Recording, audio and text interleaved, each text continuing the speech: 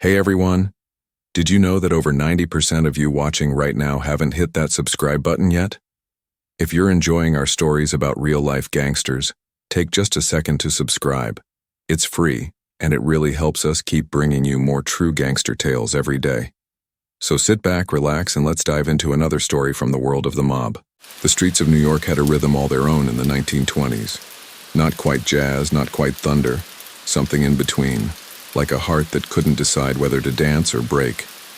The city pulsed with noise, streetcars groaning over rails, vendors shouting in Italian and English, the click of shoes over wet pavement.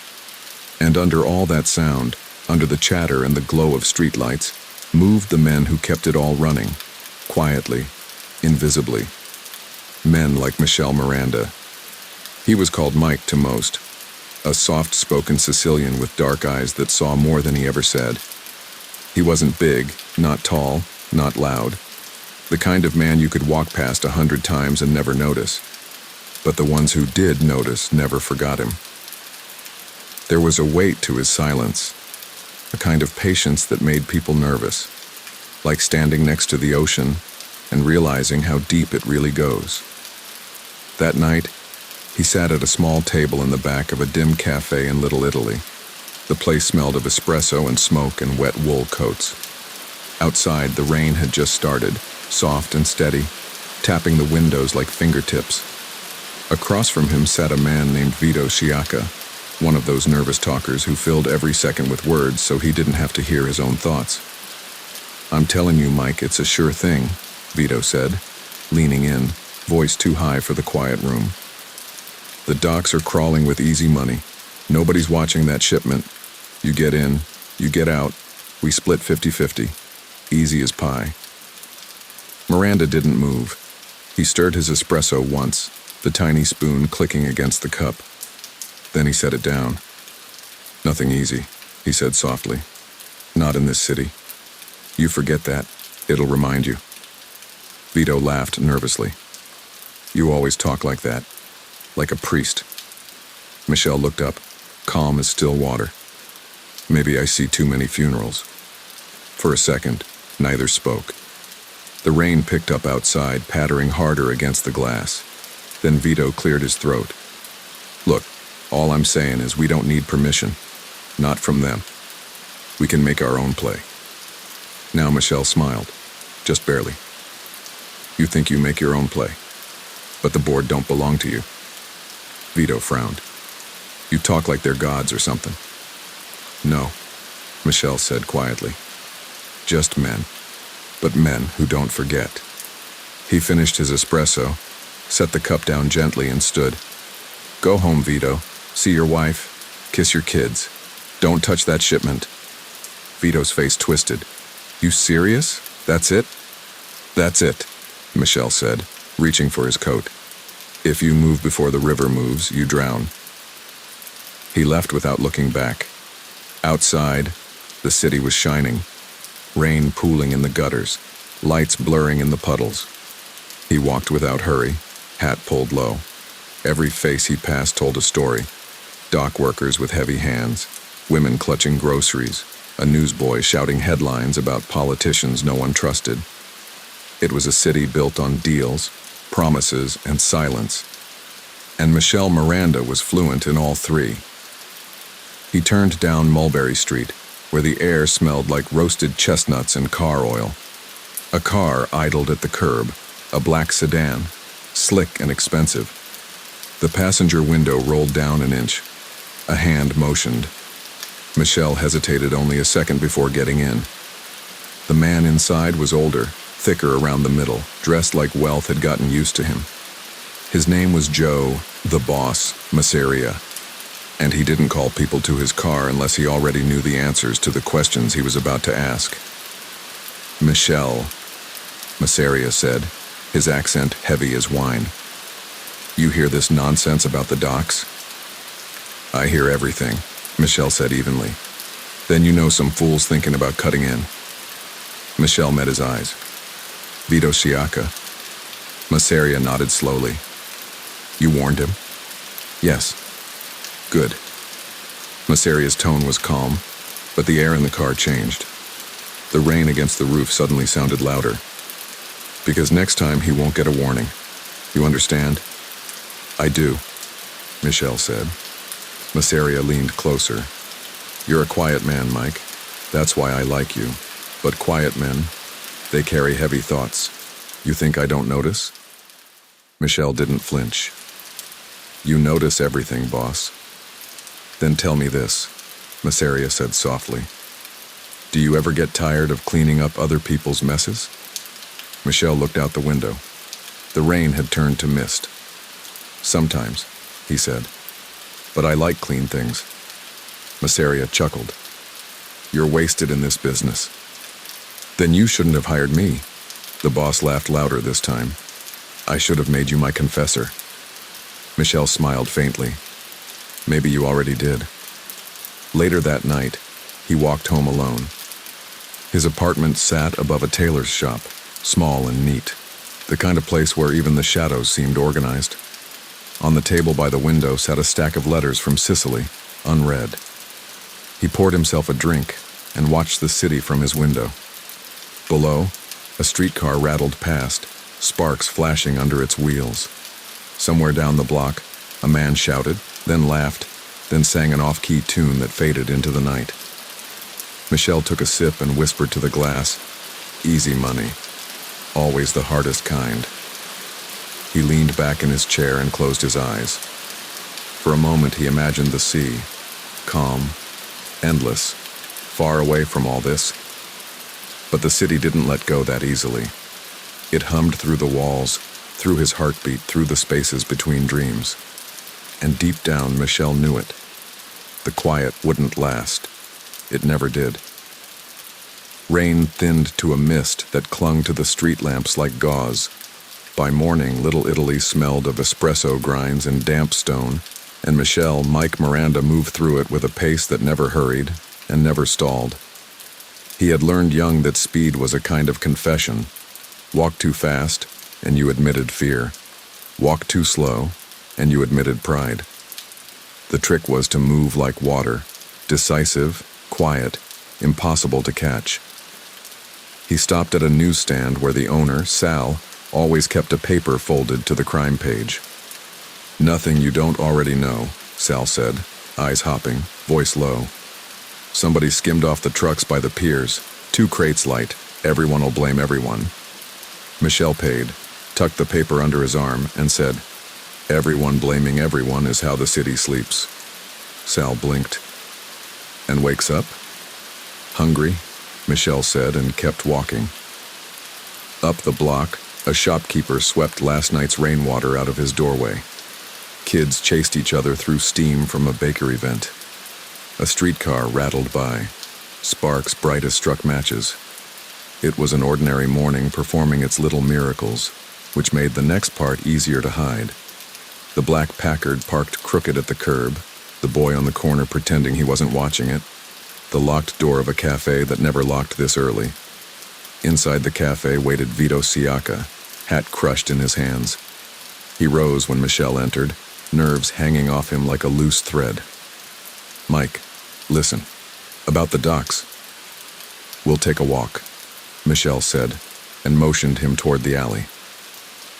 They stepped into that narrow canyon of brick and dripping fire escapes where every word sounded twice, once to the ear, once to the wall. Michele took the time to light a cigarette. He didn't smoke much, but smoke bought seconds. "You touched those crates," he said softly. Vito swallowed. "Only a little. Nobody got hurt. It's just, Masseria sits on a throne and tosses crumbs. I'm tired of crumbs." "Then ask for bread," Michele said, "but don't steal from the oven." "You warned me." "I know," Vito said, shame rising. "I thought, maybe if I moved fast." "Fast is just loud with a clock," Michele said, "and you woke the wrong house." Vito's eyes begged for a bridge across his mistake. "You can fix this. You always fix things, Mike. That's what you do." "What I do," Michele said, "is keep people from drowning in their own tides." He let the smoke drift away. "You'll return what you took. Every bottle, every coin." You'll apologize without excuses, and you'll say you misunderstood a silence. A silence? The one that happens before a man loses patience. Vito's shoulders slumped. You'll vouch for me? I'll make an introduction, Michele said. Vouching is for saints. He sent Vito home with instructions to collect what could be collected. Then he turned the other way, toward a building whose top floor always smelled faintly of cigars and new leather, a temporary office where Miseria held court when he wanted to be seen not seeing. A guard at the stairwell nodded him through. Inside, a handful of men paused their murmuring when he entered. Michele noticed details the way a watch notices minutes. The scuff on a chair leg, the cold coffee ring on a ledger page, the way a hat brim hid an eye that didn't want to be read. Joe Miseria stood by the window, looking down at a city he thought of as an unruly friend. Come walk with me, Mike, the boss said, and they crossed the room to a table where a map of piers lay unrolled. Pins like little brass teeth bit the paper. 2 were missing. Vito, Miseria said. Vito, Michele agreed. Is he foolish? The boss asked. Or just young? We are dangerous when we're both, Michele said. You can save him? I can return the missing pieces, Michele answered. Saving is a word for children and churches. Miseria's mouth tugged toward a smile. This is why I keep you near. You talk like rain. I talk like umbrellas, Michele said, and the room chuckled a little, the respectful kind of laughter that keeps a king warm. Do it then, Miseria said, quietly, and tell the boy there are rooms you don't enter without a key. He thinks he can make his own key, Michele said. Then teach him locks are older than men, the boss replied, and turned back to the window, done with the conversation before the words stopped moving. On his way out, a man with a scar across his cheek brushed Michele's shoulder and didn't apologize. The gesture was a pebble thrown on water, small, meant to make ripples. Michele didn't look at him. He looked at the scar, and then at the man who carried it, and he filed both away in the cabinet where he kept weather reports. Work stretched across the day like wire. Michele sent a message to a foreman at the pier who owed him a kindness. He spoke to a priest whose nephew had seen a dock door opened at the wrong hour. He visited a bookkeeper who kept 2 ledgers, one for the law, one for the truth. None of it looked like power. All of it was. By late afternoon, the sky brightened as if remembering it was August. From a rooftop he used when he needed to think, Michele watched gulls argue over nothing and everything. Down below, 2 trucks rolled back from the river heavier than they'd left, and the foreman lifted his cap to the wind. The city exhaled a little. At dusk, Vito returned with a small convoy of embarrassment, cash in envelopes, crates reloaded and nailed shut, a face trying to look brave. Michele walked him to the edge of a sidewalk where the light was better and the shadows were honest. You'll go upstairs, he said. You'll put the money on the table. You'll say, I forgot whose house this was. And then you'll leave before anyone asks you to stay. Vito nodded, then paused at the door. Mike, why do you do this? Keep the peace for a man who doesn't say thank you? Michele's gaze drifted to the street, where a small girl dragged a jump rope in a perfect pink line through the dust. Because when the water is calm, he said, boats carrying ordinary lives make it home. Vito didn't understand that answer, but he understood the tone that said the conversation was over. He went inside. After he came out looking lighter, as if he had donated a fear to the night. Hours later, with the neighborhood returning to its lullaby, the clink of plates, the low hum of radios, Michele climbed the stairs to his apartment and found a letter slid under the door. Cicely's postage, his sister's careful script. He set it on the table by the window and looked at it the way a man looks at a mirror he isn't ready to face. He poured a small drink, didn't touch it, and finally opened the envelope. Inside, news of a cousin's wedding, a harvest that had surprised the olives into sweetness, a line that said, "Come back once, just to remember you can." He read it twice and folded it neatly, as if gentleness were a chore he knew by heart. The phone rang, a private line only 4 people had. Maseria's voice came through, even softer at night. "You returned my pins." "I returned your sleep," Michele said. "The boy?" "Chastened." "Good," the boss murmured. "There's talk. New people from across the river, men with different ideas about rules. They think meetings should have no chairs, only knives under tables. You've heard whispers?" "I've heard a wind changing," Michele said. "Tell me where it's from." "Not yet," Michele answered, "but I'll tell you how strong." He hung up, then stood at the window, watching the street become the kind of quiet that lets you hear your own pulse. Down below, a stray dog curled into the warm square of a bakery doorway. A man in a tired suit counted coins, then counted them again, then laughed as if numbers could be taught mercy. On nights like this, Michele allowed himself a single memory: a Sicilian road lined with stone walls and fig trees, his father's voice saying, "A leader is a man who knows when not to move." He pressed his palm to the cool glass and tried to measure the distance between that sentence and this city. He slept a little. He dreamed not of power, but of water. Morning returned with newspapers that did not mention the docks, proof that the day had been put back where it belonged. Sal tapped the headline with a knuckle. "Quiet last night." "Quiet's news," Michele said and moved on. "But quiet has a cost."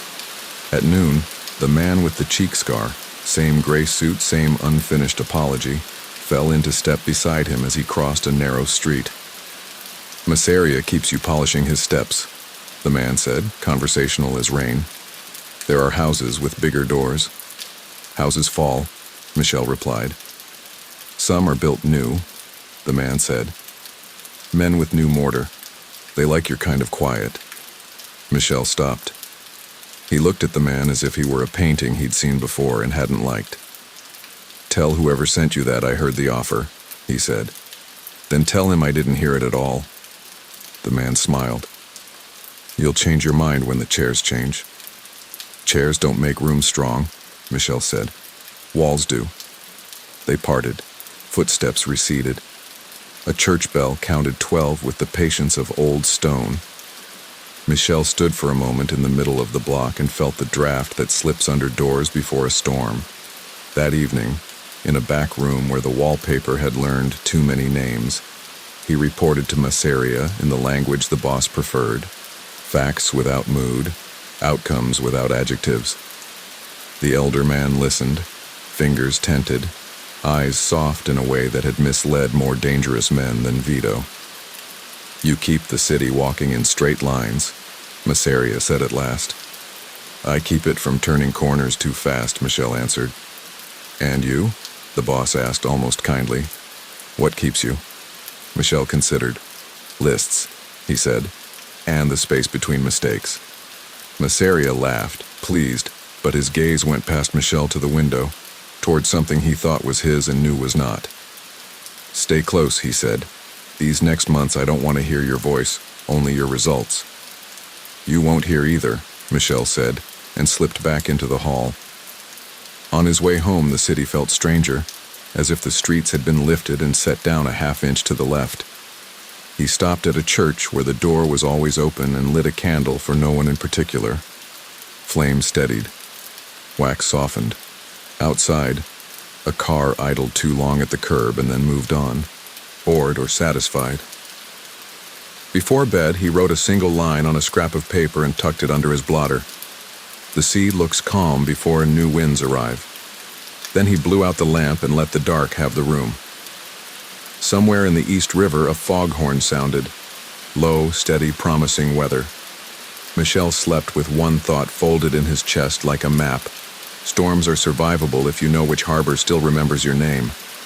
And by morning, men with newer suits and sharper smiles would be asking around again, too loud for their own good. That was fine. He would answer them the way he answered everything, without moving faster than the truth. The sun rose late, shy behind a haze of gray that made the city look like it had been sketched in pencil and forgotten. Michele Miranda stood at his window, the curtains open just enough to watch the street wake up. Bread trucks rumbled by, milkmen clanked their bottles against the curbs, and a cat chased pigeons off a stoop that hadn't seen a fresh coat of paint since the last mayor's promise. He buttoned his coat, slipped his gloves on, and stepped out into the chill. His life was rhythm, measured, deliberate. Coffee from the same stall, walk past the same paper boy, tip the same shoeshine kid.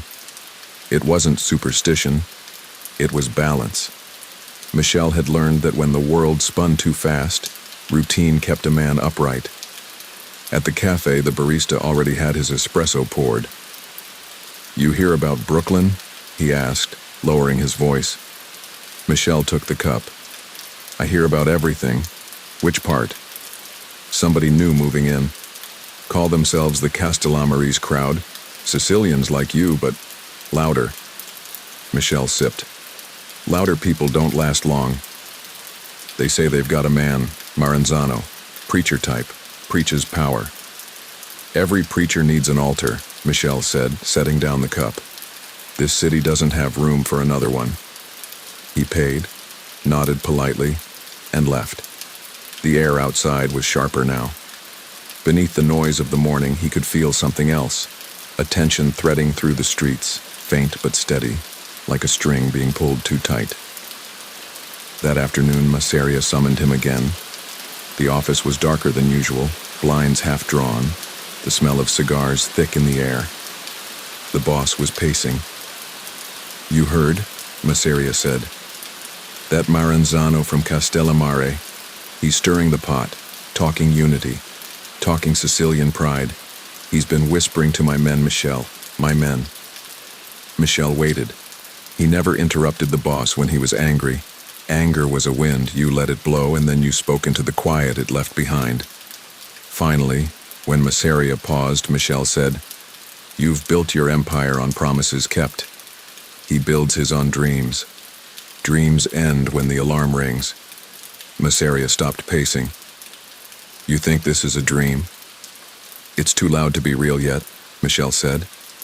The boss stared at him for a long moment, then smiled, slow, dangerous.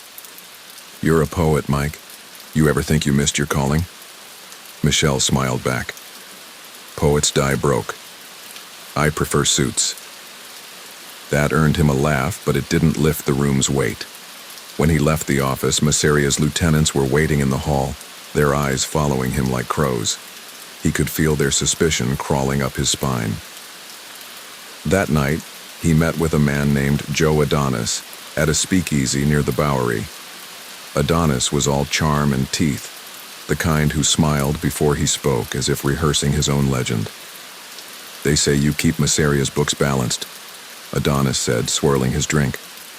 "That true?" "I keep his peace balanced," Michele replied. Adonis grinned. "Peace is overrated. War gets you promoted." "War gets you remembered by undertakers," Michele said. Adonis leaned closer.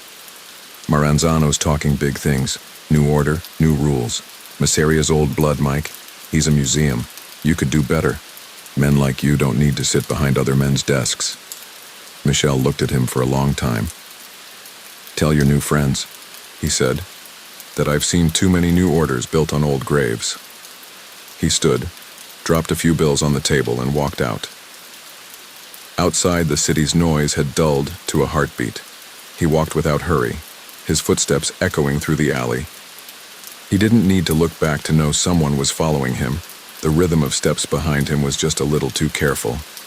He reached the corner, stopped under a street lamp, and waited. The man behind him froze. "You can come closer," Michele said without turning around. "If you were supposed to scare me, you're already late." The man hesitated, then stepped forward, a young face, nervous eyes, hands shaking inside his coat pockets. "Mr. Miranda, I just wanted to talk. Talk fast, cold night." The kid swallowed. "They sent me to make you an offer." "Who's they?" "Castellamarese. Mr. Maranzano wants peace between families. Says you could help."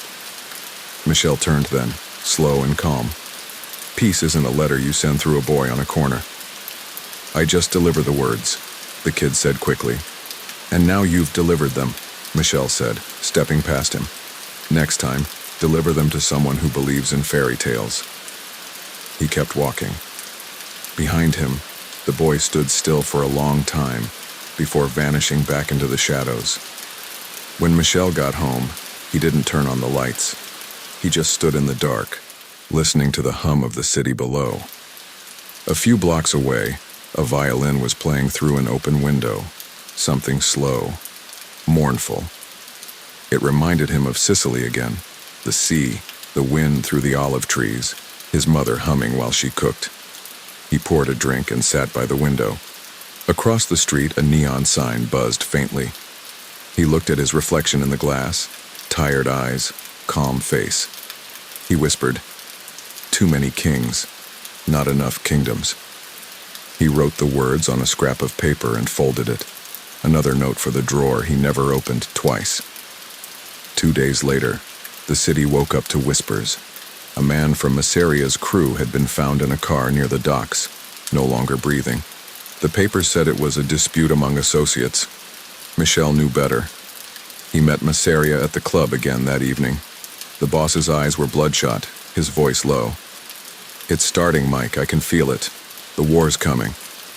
Michele poured him a drink, calm as ever. "Then we make sure it's short." "How?" Masseria asked. Michele looked out the window, at the city glittering in the distance. "Wars don't end when men die," he said. "They end when someone listens."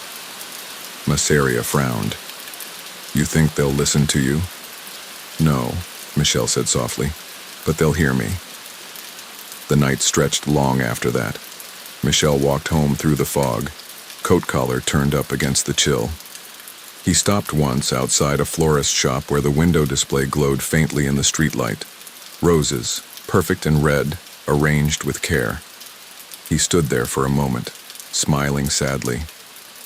Flowers in a city like this. Beauty in the middle of danger. It made sense to him. He whispered, "Even thorns have roots." Then he turned, disappearing back into the mist, unaware that a black car 2 blocks down was already waiting, engine off, windows dark, its passengers watching his every step. Fog lay thick over the East River, wrapping the docks in white silence. The city had started whispering again, new names, new sides. Some said the Castellamaries were ghosts, sent to haunt the old order. Others said they were the future wearing yesterday's shoes. Michele Miranda didn't care for either story. He knew that in New York, power changed hands like poker chips, and the game never ended. Only the players did. He walked through the mist with his coat buttoned high and his hands in his pockets. His shoes made almost no sound on the wet planks. The water below slapped lazily against the pilings. Somewhere, a radio played a tinny waltz from a warehouse office. Ordinary details, the kind that made men forget how close the edge was. A shape stepped out of the fog. "You came alone?" Michele stopped a few paces away. "That was the agreement." The voice was young, unsure. "Mr. Maranzano says there's room for smart men. He says you don't have to keep carrying the old man's burdens." Michele studied him. The boy couldn't have been 30. His coat was too new, his hat too stiff. "Tell Mr. Maranzano," he said, "that if he wants to build something new, he should remember that old bricks hold the city up." The boy hesitated. "He says Joe the boss will fall." Michelle's eyes softened, but his voice didn't. Then someone better be ready to catch the pieces. He turned and left the dock without looking back. Later that night, he sat in the back room of Masseria's club. The lights were low, the air thick with smoke and sweat. Cards shuffled, laughter came in small bursts, and money moved like air. But under it all was tension, a tremor too small to see but too steady to ignore. Masseria was at the center of it all, like a storm pretending to sleep. His men were loud, loyal, and frightened in the way only loyal men could be. When Michele entered, the boss waved him over. "You hear the talk?" Masseria asked, his voice low. "I hear everything," Michele said. "They think they can unseat me," Masseria said. "They think they can write me out of the story. People always think they're the authors, Michele said, until they realize the paper belongs to someone else. Masseria laughed, the kind of laugh that comes from a place too tired for joy. You always talk like a priest, Mike. Maybe I should have had you bless this room. Rooms like this can't be blessed, Michele said. Only remembered. Masseria leaned in close. You've got their ear, don't you? Maranzano's people. You speak the same old tongue. You could tell them what I'm worth. I could, Michele said. Then tell them, Masseria said. Tell them I built this city while they were still tying their shoes. Tell them I made peace possible. Tell them. I'll tell them you remember faces, Michele interrupted. The boss stopped, eyes narrowing. What's that supposed to mean? It means, Michele said quietly, that they'll know you're the kind of man who never forgets, and that's worth more than any bullet. Masseria stared at him for a long moment, then smiled faintly. You're not wrong, Mike, but remember something yourself. When a man stops being feared, he starts being pitied. Michele didn't answer. He just reached for a cigarette and lit it slowly. When he left the club, the city was wide awake. Cars roared down the avenues, couples laughed outside the dance halls, and somewhere in Chinatown, fireworks cracked for a festival no one in Little Italy understood. Michele walked past it all, hands in his coat pockets, thinking about the invisible line between power and survival. He stopped at a small bakery run by an old woman who never asked questions. She handed him a loaf of bread wrapped in paper. For Masseria? She asked. For whoever's hungry, he said, paying double. As he walked away, she called out, You look tired, Michele. The sea air would do you good. He smiled. Maybe I'll visit when the ocean forgets my name. 2 weeks later it began, the Castellammarese War, though no one called it that yet. Men disappeared. Cars were found abandoned, doors open, engines still warm. Newspapers spoke of gang rivalries. But on the streets, everyone knew. The old ways were being tested, and every silence felt dangerous. Michele spent his days keeping messages from turning into mistakes. He went between families, smoothing tempers, translating threats into suggestions. His calm was his weapon, and everyone knew it. One evening, a young lieutenant named Albert Anastasia found him outside a cafe. You can't keep doing this, Albert said. You try to make peace between wolves, you'll end up meat. Wolves eat because they're hungry, Michele said. I make sure they don't choke. Albert shook his head. You should pick a side. I did, Michele said softly. I picked the city. Albert stared at him for a long moment before walking away. That night, Michele met with a contact from Maranzano's side, a banker, polite and polished, the kind who wore power like a good suit. They met in the back of a theater after the last show. Mr. Miranda, the banker said, offering a smile too easy to be trusted. You're a practical man. You must see the writing on the wall. I see many walls, Michele said. This one says change, the banker replied. Masseria's time is done. He's old. The city's growing, modernizing. Maranzano understands that. He respects you, your diplomacy. He says there will be a place for you. Michele looked at him, unblinking. A place. As advisor, counselor, you'd still do what you do best. Keep things calm. Only the flag changes. Michele stood, buttoning his coat. Flags change often. I prefer ground that doesn't. Think carefully, the banker said. Even peacekeepers drown when the tide turns. Michele smiled faintly. Then I'll learn to float. He left the theater before the man could answer. Back in his apartment, he poured himself a drink and sat by the window. The streets below glowed gold under the lamps, slick from a light drizzle. He could hear laughter somewhere, a couple walking home, the clatter of their shoes echoing through the night. Life went on. It always did. He took out one of his notes from the drawer. On it, he wrote, When the ground moves, stand still. He folded it carefully, added it to the growing pile. Outside, thunder rolled far off over the river. Michele raised his glass toward the sound. "To storms that wait their turn," he said quietly, and in the distance the city rumbled back, as if toasting him in return. By early spring, the city had forgotten what silence sounded like. Every block carried rumors like smoke, of new faces in old bars, of cars idling too long at curbs, of voices dropping low when certain names came up. It wasn't a war with banners or marches. It was one made of closed doors, sudden laughter, and the kind of stillness that makes even pigeons nervous. Michele Miranda walked through it as if it were weather. The men who still called him Mike were getting fewer, and the ones who whispered his name in back rooms said it like a prayer, half hope, half warning.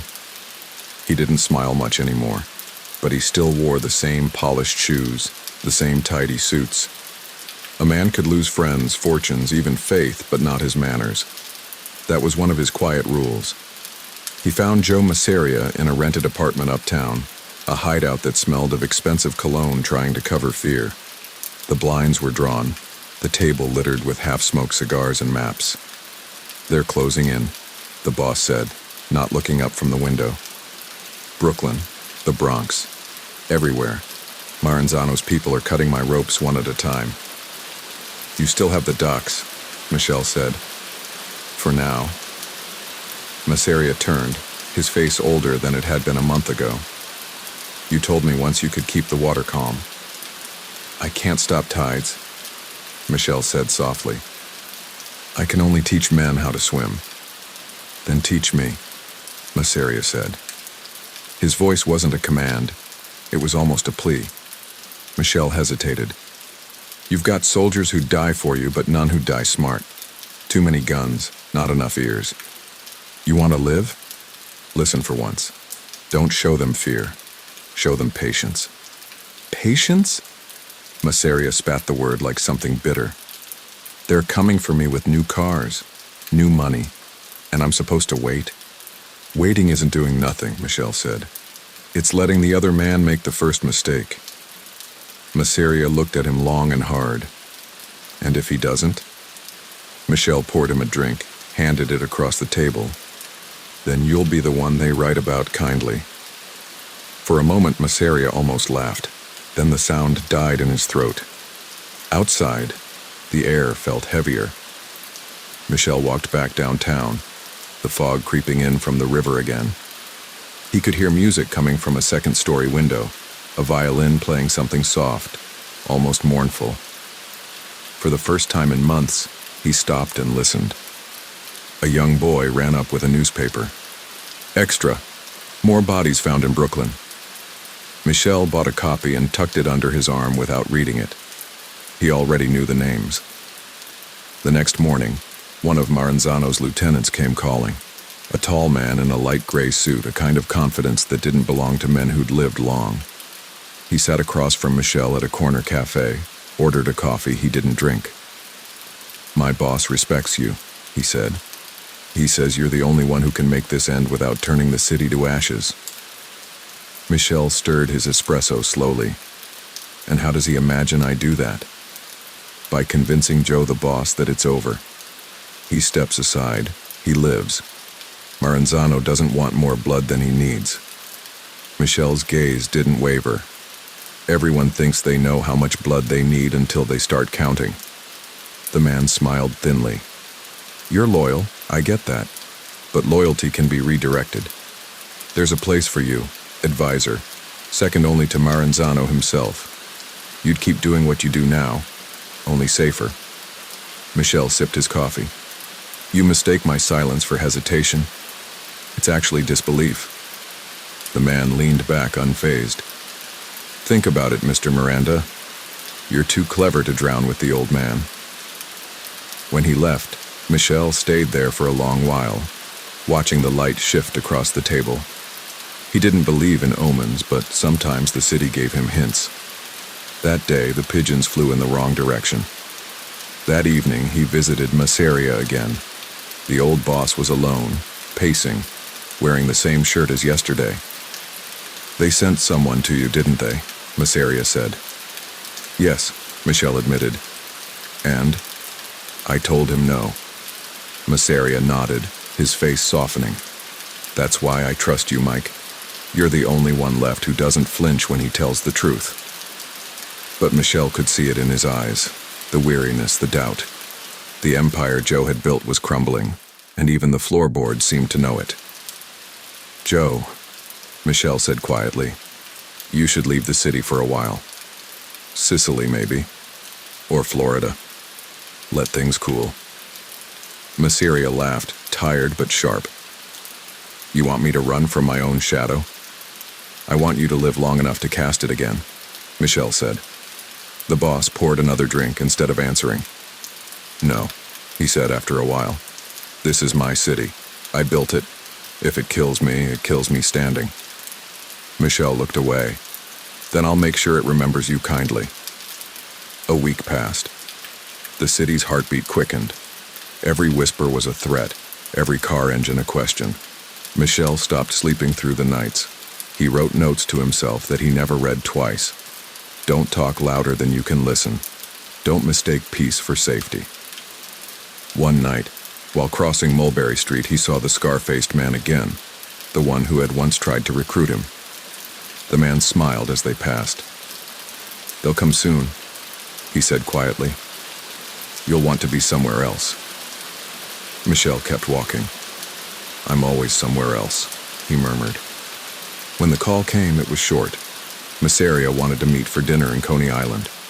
Just us, the boss had said. No guards, no business talk. I'm tired of chess. Michele hesitated before agreeing. He knew what no guards meant. The evening was cold but clear, the sky turning violet over the boardwalk. Michele arrived early, sat by the window of the small restaurant that smelled of garlic and salt water. He watched the lights flicker on along the pier, the couples walking hand in hand, children chasing after balloons. For a brief, impossible moment, it looked like peace. Masseria arrived late, coat collar up, a smile that didn't reach his eyes. Feels like old times, he said, sitting down. For once, that's not a good thing, Michele said softly. They ate quietly, talked about the old country, about how America had changed. When the check came, Masseria reached for it. Let me have this one, he said. Outside, the sound of the ocean drifted through the open window, soft, rhythmic, patient. Michele looked up. Something in the boss's eyes had gone still, and somewhere behind them a door opened. The smell of salt drifted in through the open window. The ocean was only a block away, restless but quiet tonight. The sound of waves folding against the sand like slow applause. Inside the restaurant, the lights were warm and low, glinting off the bottles behind the bar. Joe Masseria dabbed his mouth with a napkin and smiled faintly. You ever think about the old country, Mike? The way the air smelled after the rain? Sometimes, Michele said. He was watching the window, not the door. Then I remember the reason I left. Masseria chuckled. We all left for different reasons. Some for hunger, some for pride. Me? I left because I didn't like being told no. That hasn't changed, Michele said, trying to sound amused. The boss laughed, but there was something else under it, an exhaustion that no amount of power could hide. He reached for his wine glass, hands steady, eyes fixed on the tablecloth. You know, Mike, he said, voice low, I used to think loyalty was the same thing as friendship. But they're not. Friendship is a man choosing to stand next to you. Loyalty. He paused. Loyalty is a man standing next to you because he's afraid not to. Michele took a slow breath. That's a sad way to live. It's the only way to stay alive, Masseria said softly. Then, with a smile that didn't match the words, at least for a while. A gust of wind rattled the window. Outside, a car engine cut, then idled down the block. Michele noticed it, felt the hairs on his neck rise. Something wrong? Masseria asked, eyes still on his wine. No, Michele said quietly. just thinking how peaceful it sounds." He set down his fork, leaned back in his chair. The room felt too still, too balanced, like a photograph seconds before it fades. The waiter appeared from the kitchen, a tall man in a white coat. He carried a tray, moved too slowly, eyes not where they should have been. Michele glanced toward him once, then toward the front door, where the air seemed heavier than the rest of the room. Masseria sighed. "It's a nice place, isn't it? Quiet. Almost feels like another world." "Almost," Michele murmured. A noise behind him, a door clicking shut. Footsteps. The faint metallic sound of something being drawn. Masseria closed his eyes. "I told them it should be quick." Michele turned just enough to see the reflection in the glass, shapes moving, the dull glint of steel. His heart didn't race, it slowed. There was a strange calm to it, like standing in the eye of a storm. "You knew," he said quietly. "I knew," Masseria said. "And so did you." Michele reached for his hat, set it gently on the table. "Then I suppose this is the end of your patience. Or the beginning of yours," the boss said. The door opened wider. 4 men entered, coats long, faces unreadable. They didn't look at Michele. Their eyes were only for Joe, the boss Masseria. Michele stood slowly, turned toward them and nodded once. "He's had a good meal," he said simply. One of the men gave a small, almost respectful nod. Michele stepped aside, walked to the door. He didn't rush. He didn't look back. When he stepped out onto the street, the cold air hit him like absolution. Behind him the sound came, brief, muffled, final, then silence again. He stood there a moment under the street lamp, the fog curling around him. The car down the block revved once, then rolled away. From somewhere across the street, a voice called softly, "Mr. Miranda." It was a man in a gray hat, the same banker he'd met weeks before. "Mr. Maranzano thanks you for your cooperation," the man said. "You'll be taken care of. You did the right thing." Michele turned his gaze toward the ocean. The waves looked black under the pale moonlight. "I didn't do it for him," he said. The man frowned. "Then why?" Michele adjusted his hat. "Because the sea doesn't choose the tide." He walked away, the sound of his shoes lost in the hush of the fog. For 2 days, the papers called it the end of an era. Joe Masseria, dead in a Coney Island restaurant. No arrests, no witnesses, no suspects. The city mourned loudly for a day and then forgot quietly by the next. But Michele didn't forget. He spent those days in his apartment, the blinds drawn, letters from Sicily spread across the table. He read them one by one until the words blurred, then stacked them neatly, tied them with string and locked them away. He didn't attend the funeral. He didn't see the body. He only sent flowers, white lilies. The card said nothing. That night, a black car came for him. The driver didn't speak. They drove uptown through streets slick with rain until they reached a mansion he'd only ever heard about. Inside, Salvatore Maranzano waited. He was taller than Michele expected, with calm eyes and the kind of smile that looked more like a test than a greeting. "Mr. Miranda," he said warmly. "Finally, we meet properly." Michele nodded once. "You've been busy." "So have you," Maranzano said. "I hear you helped the city breathe again." Michelle's eyes were steady. "The city never stopped breathing.